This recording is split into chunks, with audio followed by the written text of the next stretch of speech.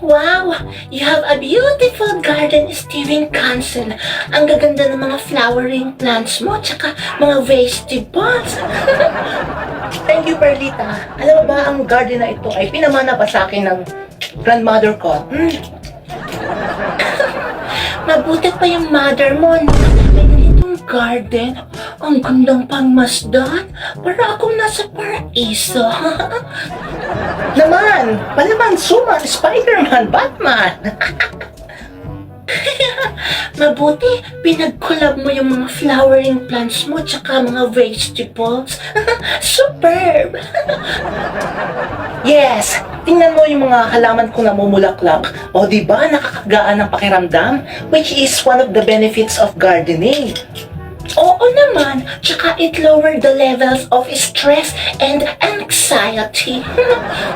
Yun na nga, Perlita. Alam mo ba, sa araw-araw kong work as a call center manager, hindi ko makakalimutan na alagaan itong mga pananim ko. It's very gratifying o sobrang nagbibigay ito ng kasiyahan sa akin. Bukod dun ha, di ba may libre pa akong ulam. Ang mga gulay ko dito, o tingnan mo, o di ba ang dami. Tapos yung mga bulaklak ko, ang gandang pagmasdan. Ang galing-galing mo nga ni Steven Cancel. Ayun mo, tingnan mo, may okra, may ampalaya, may upo, at saka may talong. Ang galing-galing mo talaga. Hindi ka na talaga bibili sa merkado. Tsaka tingnan mo, Perlita, alam mo ba na maraming bumibili sa akin ng mga halaman? Especially yung mga namumulaklak. So may income ako. Pinipicturean mo, no? Tsaka ina-upload mo sa SOCMED. Naku, good business yan, diba? Kasi pag nakita nila yung mga post mo, panigurado ako may bibili sa'yo online, diba? Ang saya naman, bukod sa hobby mo na, may income ka pa. Diba? Correct! Love na love ko itong mga ito. Kasi it creates a soothing rhythm to ease stress, Perlita. Lalo na kapag dinidiligan ko na, tapos tinatanggalan ko ng mga ligaw na damo. Ang gaganda ng mga roses mo, oh. Lalo na yung gumamela, daisy, iris, chrysanthemum. Ganda! May carnation, peony at lavender ka ba? Meron nun? Asa na yun? Ayun, tingnan mo. O, diba? I love flowers, I love vegetables, and I love gardening. Ay, wait lang, may tumatawag. Ano ba yan? Sino ba to? Hello? Sino to? Hello, Perlita. Ate senyora mo to. O ate, bakit ka tumatawag? And where did you get my number? Hiningi ko kay Kuya Paulo mo. Okay. So what's up? Asan ka ba? Do you know what time is it, ha? Nagbubulakbul ka ba, ha? Anong oras na hindi ka pa rin umuwi? Uy, friend, sino kausap mo? Ate ko, yung prodigal daughter ni Mami. Anong sabi mo, Perlita? Who are you talking to? Ha? Sino kasama mo? Umuwi ka na. Wala, kasama ko yung best friend ko. Bakit ba? Umayos ka, Perlita, ha? Come home immediately. Ba't ka ba tumawag, ate, ha? Sa tono ng boses mo, parang ikaw si Mami, ha? Tanging ina ka ba? Concern lang ako sa'yo. Sige na, umuwi ka na at hinihintay ka nila, Mami. Bye! Ay, Steven Cancel, binabaan ako ng filingerang tentacles. Dumating na pala ate mo. Mukhang stricta, ha? Ay nako, best friend, sinabi mo pa. Imagine, simula nang dumating yun sa bahay, ang gulo-gulo na. Wala na akong peace of mind. Kaloka talaga. Uy, best, I think you have to go home. Thank you for dropping by, ha? O, ito nga pala, ho. Itong roses. Ibigay mo sa mami mo, ha? Sige na. Ay, gusto ko yung best friend. Magugustuhan niya ng mami ko because she loves flowers too. Sige, best. Ingat. Ingat sa pagmamaneho, ha? Why don't you go with me na lang sa bahay para ma-meet mo yung family ko? What you think? Naku, hindi ako ready, best. Look at my suot, oh. Okay na yan, best friend. Ang pretty-pretty mo kaya. Lamang ka lang sa akin ng sandaang paligo. Tara na. Okay, sabi mo eh.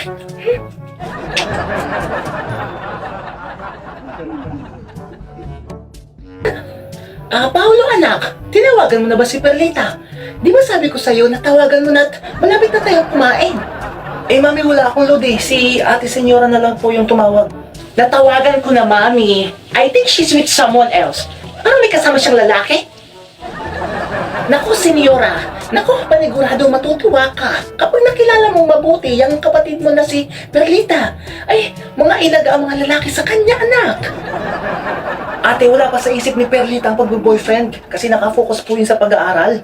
Kasi gusto po niya maging super cum laude eh. Sinabi ko lang na parang may kasama siyang lalaki, pero never ko sinabi na may boyfriend siya. O siya, sige na anak, timplahin mo na yung mango juice at favorite siya ni Perlita. Ako na mami magtitimpla. Mango juice? Ew! Ano ba yan? Bakit mango juice? Wala ba kayang orange dyan? Wala naman anak. Ay, mango juice talagang iniinom namin dito. Hayaan mo, kapag nagpadala ang daddy dudo mo, tatambakan kita ng orange juice, ha? Masarap naman ang mango juice, ate, ha? Tsaka si Perlita ang bumili niyan mula sa inipon niyang baon. Perlita, Perlita! Puro na lang kayo Perlita! Si Perlitang ganito na masunurin, si Perlitang matalino, si Perlitang maganda, puro na lang Perlita. Dahil ba siya ang iyong bunso, ha? Puro na lang kay Perlita. Hindi naman sa ganun, anak. Hindi, mami. Yun ang naririnig at nakikita ko eh. Ha, di ba? Puro kay Perlita. Yun ang nararamdaman ko. Ate senyora, ano ba? Irespeto mo naman please si mami oh. Hindi na nga siya natuloy mag-abroad eh, para lang sa'yo eh, para makasama ka eh.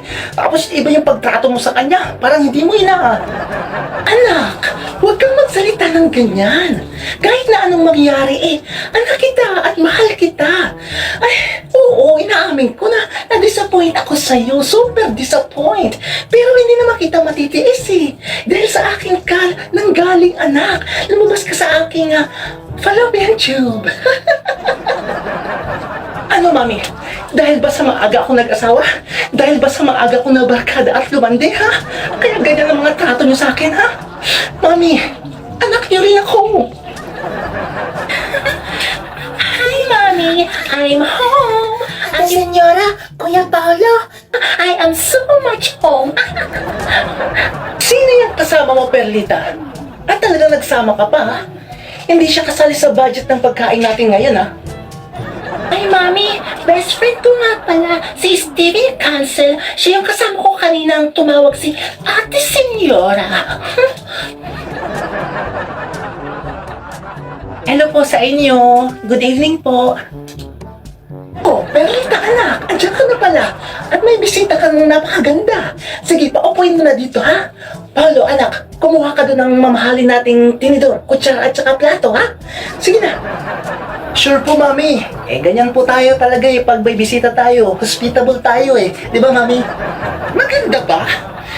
Hindi ko makita. Nasaan? Nasaan?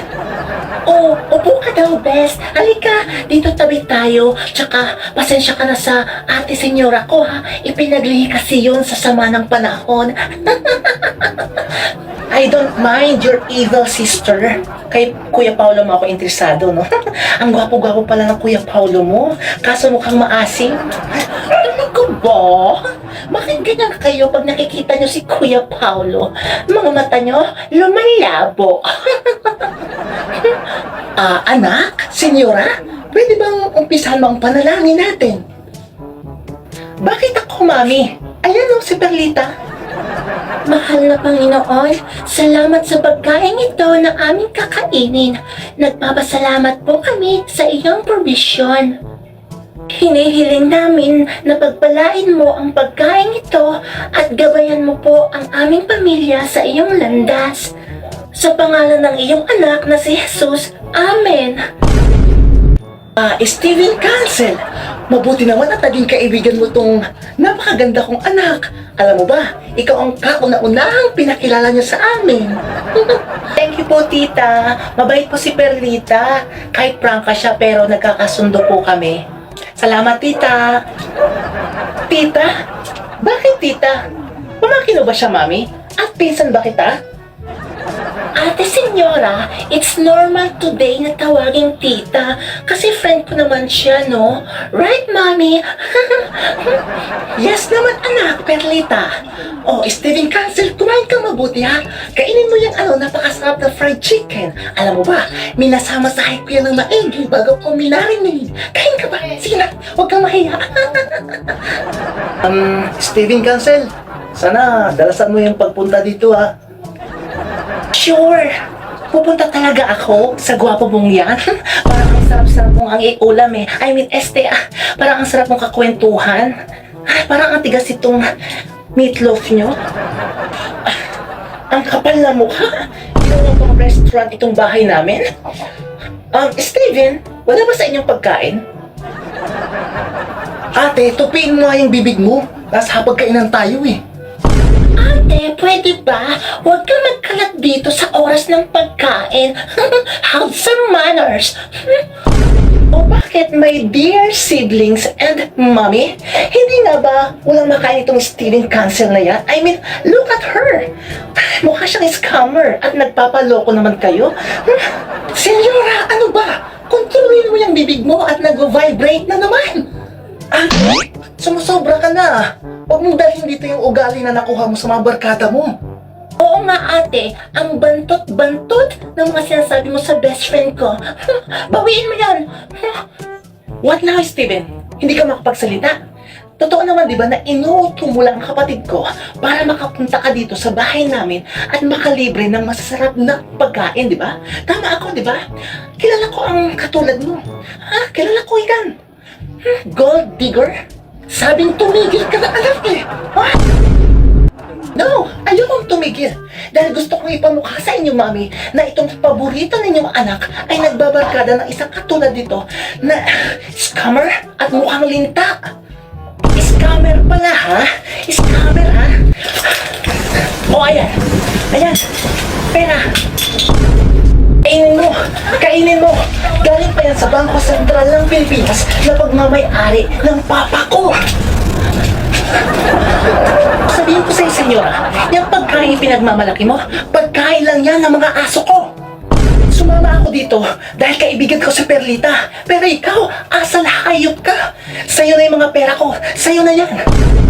Maganda ka nga sa panlabas, pero mukha kang talipandas. Steven Cancel, ako na humingi ng pasensya sa'yo, ha? Pasensya ka na. Wala anak, pamukha pa na mas walang implan ka na dun. Dahil pera, Steven Cancel, sige, magaling ka.